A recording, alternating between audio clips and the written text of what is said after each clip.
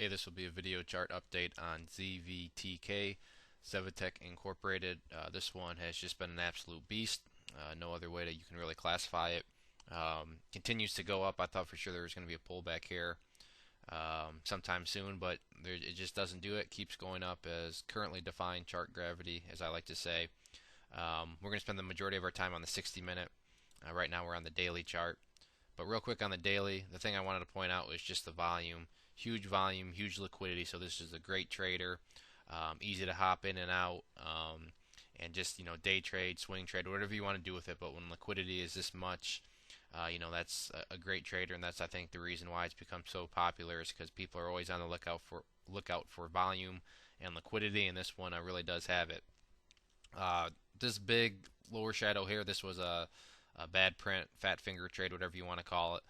The price did not go all the way down here and then bounce back up. That would be an insane, crazy move if that actually happened, but it didn't, and you'll see that's reflected on the 60-minute chart. So let's get things updated here from a 60-minute chart perspective. I think this does a much better job, kind of showing what's going on.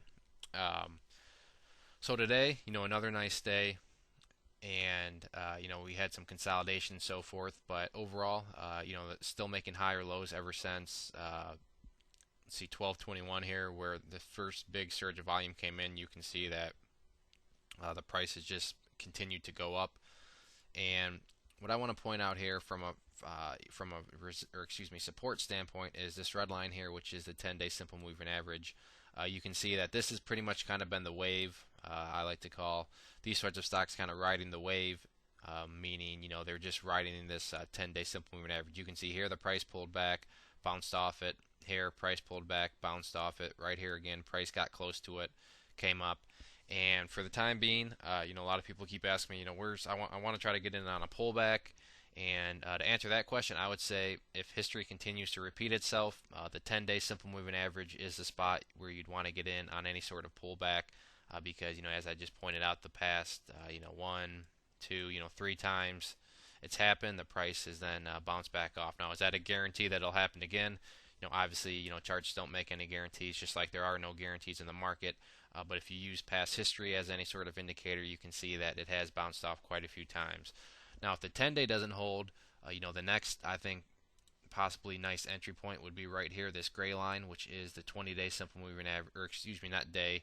Since we're on the 60-minute chart, these would be period.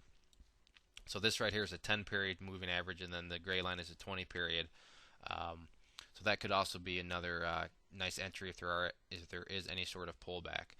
The other thing I wanted to note was just simply all these moving averages. You can see we have the 10 period, we have the 20, and then we have the 50, and then this orange line here is a 200 period, all sloping upwards, all with nice spacing in between them. So this is just showing a nice strong uptrend here. Now, in terms of key supports, I would call this level right down here a very key support, one where you probably wouldn't want to see the price fall below it. From where we closed up here, that would be quite a far fall down.